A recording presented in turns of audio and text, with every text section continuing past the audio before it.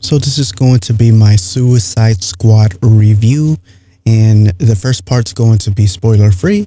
So if you haven't watched the movie, then I definitely recommend you watch it on HBO or go to the movie theaters and watch it. But I'll let you know before I get into the spoilers and the things that I kind of want to talk about. But before I do that, I'll make sure I'll let you know.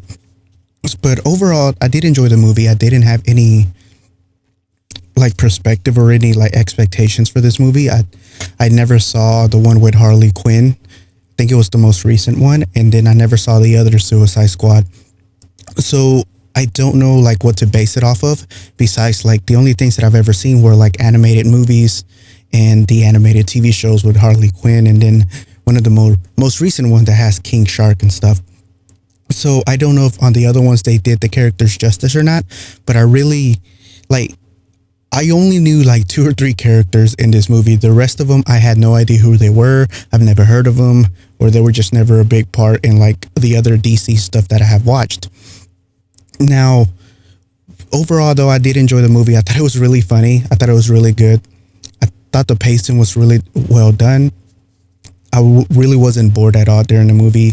The special effects looked really, really good, especially with King Shark and then the Weasel character. I thought it looked really nice. It really looked really detailed. I don't know how else to explain it besides that the King Shark basically looked way better than, well, I think the only other live thing that I've seen of King Shark is from The Flash. And of course the budget is going to be way bigger since this is a movie. But this King Shark, I really enjoyed King Shark in this one compared to the more serious one that they had in the Flash series. And obviously I know that the special effects are going to be better in a movie, and I'm not comparing them, but when it comes to the personality wise, I really enjoyed King Shark a lot in this movie. It had kind of a mixture of personality of Groot, in a sense that limited amount of words, but it was able to talk more than Groot can. So yeah, it felt like a comedic relief in a sense. King Shark, he didn't seem too serious, but he's very deadly. So it was just something that he looks so huggable and so cute. In every scene that he was in, I love King Shark. Probably one of my favorite characters in this movie, which I don't know much about. I've heard of him and I've seen him in different cartoons, different animated movies, and the series The Flash when I used to watch it. But I really don't know anything about his powers, if he's actually a human like they did it on The Flash. I don't know anything about his actual character, but the way they did him in this movie, personally, I did enjoy him, and I thought it was really well done. Now, there's characters like Harley Quinn, which I thought were really well done in this movie as well. Bloodsport, I had no idea who that is, or Peacemaker, Rick Flag, Savant, Captain Boomerang. I know him from The Flash. That's really about it. Weasel, I've never even heard of this character. Just reminds me of a raccoon from Marvel. And Ratcatcher, most of these characters, I have no idea who they are besides Amanda Waller, Harley Quinn, and King Shark. Those are the only characters that I've heard of in this movie. So I'm not really invested in the DC universe to where I know almost every character. I just know the big ones like Superman, Batman, Harley Quinn, Joker, Bane, stuff like that. But some of these other characters, I don't know them like I would Marvel, like Hawkeye. I would consider to be one of those lower tier characters. Not that they're bad, but it's just, less known. But overall, I thought the story was, it wasn't bad at all. I don't think it was bad. It was very enjoyable. Like I said, it was a mix between being funny, and at times it had serious tone. Sometimes the music caught me off guard in certain scenes, but it's not that it didn't fit, but it was I knew what to expect whenever I was watching it. When you get the vibe from the beginning of the movie, when you're starting off and you're okay, this is how the movie's going to be. And I don't know anything about the Suicide Squad. I know that they have a comic, and I don't know if they have a TV series, a cartoon, animated cartoon of this, but I know they have a comic, and I think it's supposed to be like this. So regardless if it is or it isn't, the way that it was done here, I thought it was well executed. There are a few characters, I think it was Polka Dot Man or something, that I feel like they have no that big of a purpose. If I really think about it, there are certain parts and very little to where it does serve just a tiny bit of a purpose, but really they didn't do much. And it's not a bad thing or a good thing. It's just they could have kind of like just got him out of there and nothing would have ever really changed, I don't think. But then again, there are parts of the movie where the reason that he's there, certain things happen, which I'll get into the spoilers, that would make sense. And without him, they would have to do it a different way.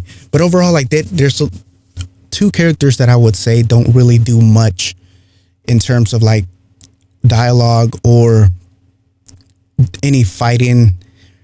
Like they do a little bit here and there, but not much compared to the other characters. Like the main characters that really stand out in this movie, I feel like in this order would be Bloodsport, the Ratcatcher, and then Harley Quinn. And then a mixture between like Flag, Peacemaker, Amanda Waller. Like between all those, they get like even amount of screen time. And King Shark was, I don't know if it would have been better if they had more of King Shark. It could be one of those situations to where sometimes less is more. But there's a part of me that wanted to see more King Shark because I really loved him in this movie. But I don't know if it would have even been a good thing to have him be longer in the scenes that he was in. Part of me wants to say that it would be better. The other part of me wants to say that it might not have been a better thing. I could be wrong. I don't know. It's really hard to say. But I think he was there perfectly, like a perfect amount of time. I just do wish that he was there a little bit more because I just enjoyed him so much. He was really funny. And when the fight scenes happened between him and whenever he started going like into this Hulk beast mode, he was really fun to watch. And it was also kind of cute, like how he ran with his little feet, but he has like a big upper body, stuff like that. Like his feet are so tiny. I mean, they're like muscular, but they're like so short compared to like the size of his body. It was just cute. Maybe it was the pants that he was wearing. I don't know. But I really like King Shark, if you can't tell.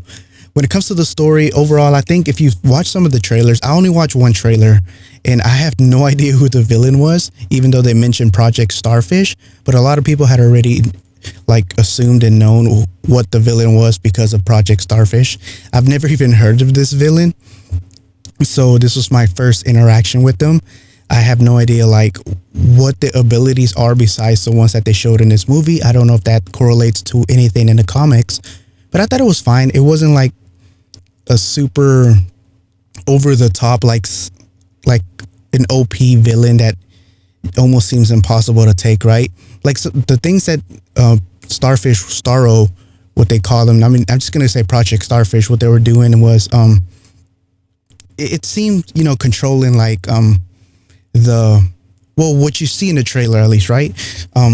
Where they show that they're trying to figure out what Project Starfish is, and you already know it's going to be like, at least what it makes it assume it's going to be part of the story, right? That they're going to find out what's going on here, what they're doing, and the Suicide Squad is up to investigate that, and they're sent by the government because the Suicide Squad is basically that, a Suicide Squad. It doesn't matter if they die or they don't, or they live, right? It's just to complete a mission that the government wants them to complete, and that's basically the premise of this whole movie, right? They're getting told what to do so they can shorten their life sentences in prison so they can get out faster, and if they're not told if they're not doing what they're told, they're going to, basically kill them. So it's basically like characters that you really shouldn't care about, in a sense of that's why it's Suicide Squad.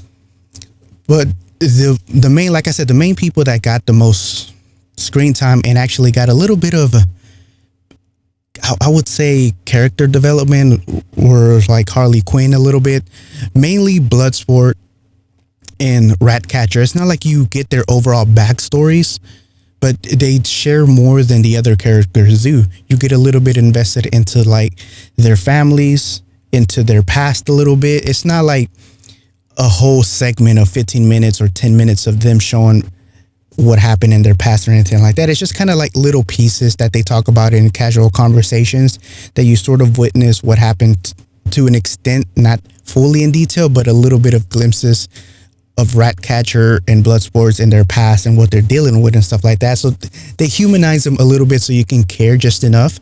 But the other characters, you really don't know anything about them. And I don't think you have to know. Like, I know I was seeing that some people before I did like watch the movie, I just watched it today, but I watched some reviews that were not spoilers. And I noticed that some people didn't like how you really weren't attached to any of the characters. because they didn't get any character development or any backstories to actually be invested into the characters. And I can see what they mean by that. But personally, I don't know. Like, it's not that I didn't care for the characters or that I care for them. It was just a fun experience. And even though I know these characters are technically bad or villains, I was like, they were still doing the right thing in certain aspects of the movie. And I don't know what route, like what they did in their past, right? You get a glimpse of each of these villains and what they have done in their past, but you don't get why they did it, the things that they did. Like, even in the trailer, you see that Bloodsport is basically known for, oh, you send Superman to the ICU, shot him with the kryptonite bullet. But like, is that such a bad thing? Like, what was his reasoning behind doing that? They never, say anything about that source. They never say like, what if he's actually a villain, right? Like, he was just there at the wrong place at the wrong time. Was he paid for doing this sort of stuff? And obviously you're not going to get that in this movie because that's not the premise of it. So I understand why you're not going to get much character development if the premise of the whole movie is basically to send a bunch of villains to go do the government's work because they're disposable. And that's basically what these characters are. So from that aspect, like, I still enjoy the movie. I was still invested into the characters. I just wouldn't care about them like if someone were to live or someone were to die, like a superhero, because you know more about their backstories. But usually when it comes to superhero movies, you tend to only focus on one hero, like the Avengers or like any of the DC heroes that you see in movies like Batman, Superman, and all these, like Wonder Woman. They focus on one character and they each have their movies. So they have time to develop their characters, their backstories, and for you to get involved with their personalities to enjoy them a little bit more. In this movie, it's either expects you to know what these characters are, or they know that these characters are kind of disposable in a sense that you shouldn't care about them in that way and just enjoy the movie for what it is. But I still cared about them. It was still a fun time. It was still good. I thought, like, I have no complaints about this movie, to be honest. But then again, I'm not really picky when it comes to a lot of things. I just go by what I think is subjectively true for me. And I had a good time. I enjoyed it. I was laughing. I saw it on HBO Max, so you could watch it there. Or you could go to the movie theaters and watch it. Up to you. Depends on what you rather watch it at, right? Depends on if you rather go see it on a big projector screen, especially if they have like good 4K, Dolby Atmos, Dolby Vision projectors, or if you just want to see it at home where you can watch it in 4K. It just depends, right? Like, some of my theaters don't have really good projectors near me, so I just rather watch it at home where I have a better TV with better colors. But other than that, I think it's worth the watch. If you have HBO, you can, if not, you can get a trial for it. Sign up for a week I think you get 7 days actually for free. And it's worth it just to watch it, right? And even if you pay, like, I think it's like $15 a month. If you pay one time to watch the movie, it's still cheaper than any Disney movie, right? Plus you get a whole library of content to watch on HBO Max by just paying for 1 month. But you still get a free trial, right? You could probably make like many different emails and keep doing that over and over again. But I usually get it free with my AT&T internet. So it's not a big deal. But yeah, overall, I'm going to get into the spoilers. So yeah, those are my thoughts overall, spoiler free. Now I'm going to get into the spoilers, talk a little bit about the story, and talk a little bit about the characters. And that's basically it. But I want to go a little bit in depth with the story a little bit. But so basically the premise of this movie, there's a lot of back and forwards. I really did love the dynamic. First, before I get into the story, I really love the dynamic between I want to say Peacemaker. I think it was Peacemaker and Bloodsport. I hope I'm saying this name wrong. I think it's Bloodsport. But I really love the dynamic between those two. They really had good chemistry whenever they were trying to show off who was better at killing, who was better at assassinating in a certain way, and they were just showing off their skills to one another. I thought like their chemistry worked really well, and King Shark's chemistry worked well with every character here. I just love how like he was kind of Groot, right, in its own way, but it was able to learn and talk a little bit more. And he was just funny overall to me. I think he worked well with every character. Now, I love Harley Quinn's interpretation in this movie. The way that they did her, she felt like she had like a sort of independence in her role. It wasn't like she was really dumbed down or stupid. I've seen parts of like clips of the other movies to where it seemed like she was really clueless in some of them.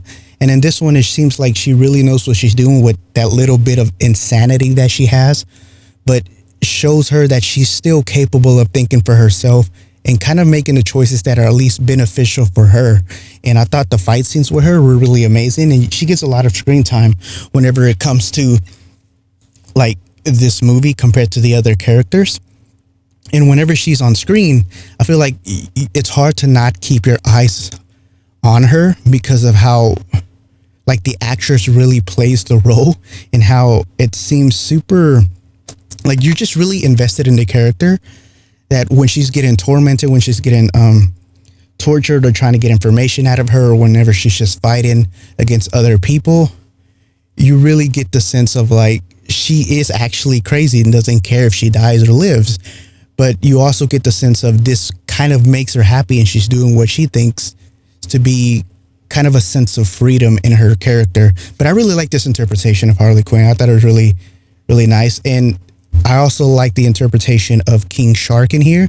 He was kind of like this bubbly little animal, like a puppy that's kind of clueless and just always wants to eat, but can be very deadly and violent at the same time without even meaning to, right? It's kind of like imagine you being a giant and you step on someone by mistake and you're like, oh, my bad, I'm sorry, but they're dead, right? Like he has no clue of wrong or right or like any evil in his heart. It seems like there's certain parts where he is like really mad and furious and it's scary, especially when he's tearing people apart. But for the most part, he seems like a lost, clueless little kid that's just trying to have fun. And it's like, oh, I just want to eat this. And he doesn't see anything morally wrong with like eating this human or killing this human. Like he doesn't see it as right or wrong. He just sees it as, oh, this is food. And, you know, I'm just hungry, right? It is what it is. He doesn't do it out of malicious intent. He's just like, I want to eat. And that's the end of it. So I thought it was like really adorable in a lot of aspects of that. But whenever he gets like really upset or people upset him, he makes really like make him really mad and you are like really messing with him. He turns into like this really aggressive, and you can see it in his whole body, like the way they animate it or whatever the special effects they use whenever he's like in serious mode. He looks really scary and really deadly, and it really shows off. And I'm saying really a lot because he was just 10 out of 10 for me. Now, when it comes to the other characters, they were fine.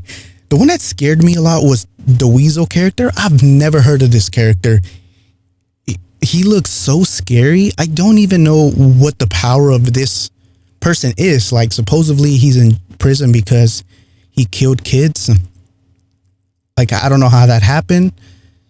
I mean, a lot of animals could kill kids, but is that all he can do? He just ate them or something? Or does he actually have an ability or power?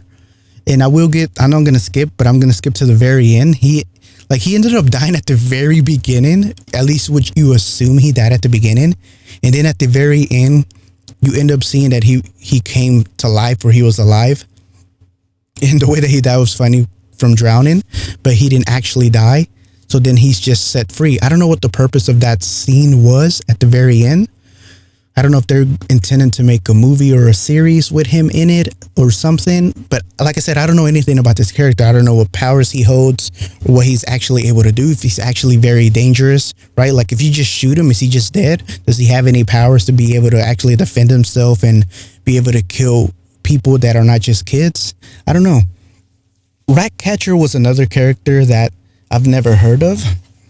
Her power actually seems really OP. I'm not gonna lie. Like there are a lot of rats in the world. If you have the powers to control rats and bring them to do whatever you want, that's really OP. And the movie makes sense at the very end how they fight Starro with the rats, because there's just a lot of rats, right?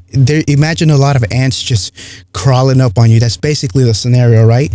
The ants are super small, but if you actually had ants that were intelligent enough to just basically get on us consistently, constantly, even no matter how many times we like hit our hands if we go to sleep or whatever the scenario is, these ants will literally fuck us up over time just by eating us alive. Like it's just crazy.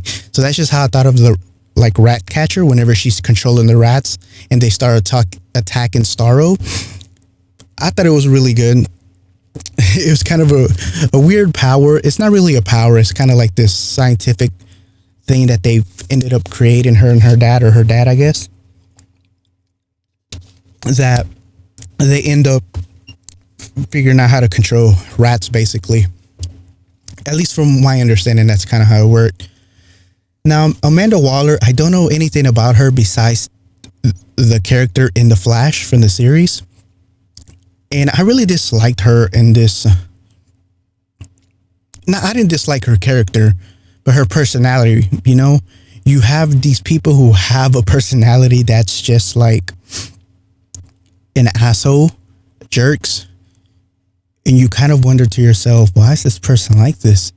I thought they were doing what was right for them, but you end up finding out that they're only trying to protect their image, not really protect society or America, whatever they want to tell you. And that's when you end up realizing that the mission basically was just to cover up their own part of what they had done, not really to protect anyone.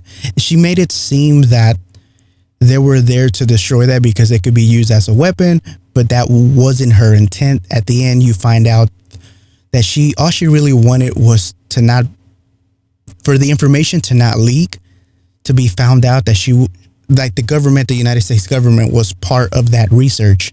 So that's all she wanted in the end, to just destroy the research, to make sure it doesn't resurface to where people can see it on social media or whatever. So I thought that was really shitty, but I'm glad that people stood up to her. And you end up seeing in the movie, like, this is a spoiler review, obviously, but you know what happens if you've seen it already, if you stuck around this long, you see what happens. I'm kind of glad that happened. I'm surprised that it happened, but I didn't see any other way that they were going to be able to save the Suicide Squad if no one would have ever done what they did to her. But when it comes to the other characters, I think I don't want to say he was useless, but it's more like they could have done without him. Was the polka dot man, or I don't know what his name was. He had important scenes in the movie, like the reason why certain things blew up. He had a couple of kills. Yet it almost seemed he was really good at acting. Like, his character made it really seem that he was actually seeing his mother. And that was kind of creepy, seeing the mother like as a big villain of what he sees, like his reality, and how he envisions everyone around him to just be his mom, to be able to do the things that he needs to do, but while still maintaining that serious face. Sadly, he ended up like dying at the very end, but he lasted a very long time. There are some characters at the very beginning, like Savant and a few other characters that I don't know their names, that ended up dying at the very beginning.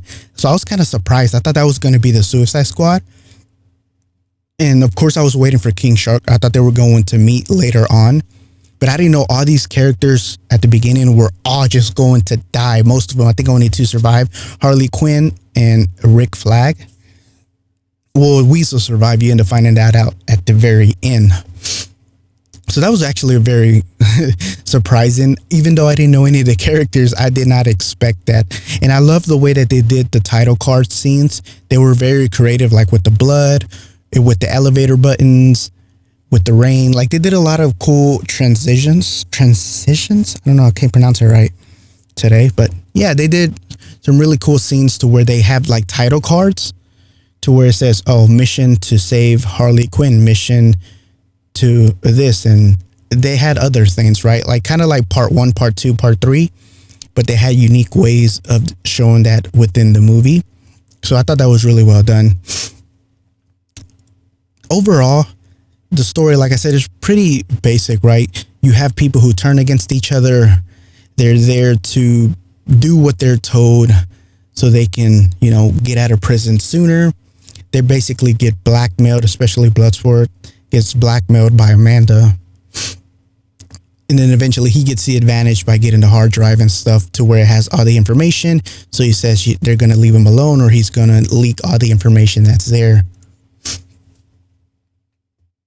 So, yeah, I think overall it was a good movie. I enjoyed it. I had a good time watching it.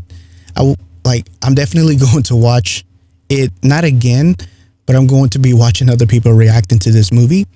There's a few reaction channels that have already reacted to it, so I'm definitely going to check that out tonight before I go to bed. Going to check out a few reaction videos of them reacting to the movie and see what the reviews are about the movie and what they thought of. Because some people, I think there was a few people that didn't like it, but I think majority of the people actually enjoyed this movie. A lot of people said this was better than the other one. This was kind of like a soft reboot. I don't know if it is or not. I didn't watch the other ones, like I said, and so I don't know if this is a reboot or if this was better than the other ones. But the only thing that I can say was this was definitely worth watching. This was definitely a good time. I definitely enjoyed it. I'll probably watch The Birds and the Prey, I think that's what it's called, and then the other Suicide Squad movie, and just see what I think about them. Haven't seen this movie. Since I haven't watched the other ones, I might as well give them a try. But overall, I enjoyed the characters. I enjoyed the movie. It was funny. It was serious when it needed to be. It was funny when it needed to be, right? And I think it had a good balance. The only thing that was kind of confusing in certain parts, like I get that it set the tone for certain things, but there was like serious moments, but then it had this music that was kind of happy going, like liberating. But you have to remember that you're looking at it from the perspective of a villain. So this is kind of how the villain is imagining these things, especially when you see Harley Quinn's moment and she's slaughtering people and you have like this happy scene while she's just demolishing these men.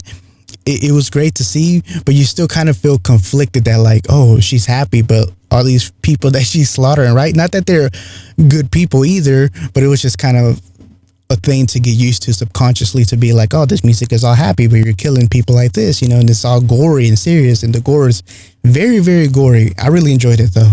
I thought it was good. But Harley Quinn, King Shark, Bloodsport, and Ratcatcher, the characters that stood out the most to me, and I really enjoyed the fight between Peacemaker and Rick Flag. I thought they each had their own perspectives on why they were fighting one another, and I thought that was really well done.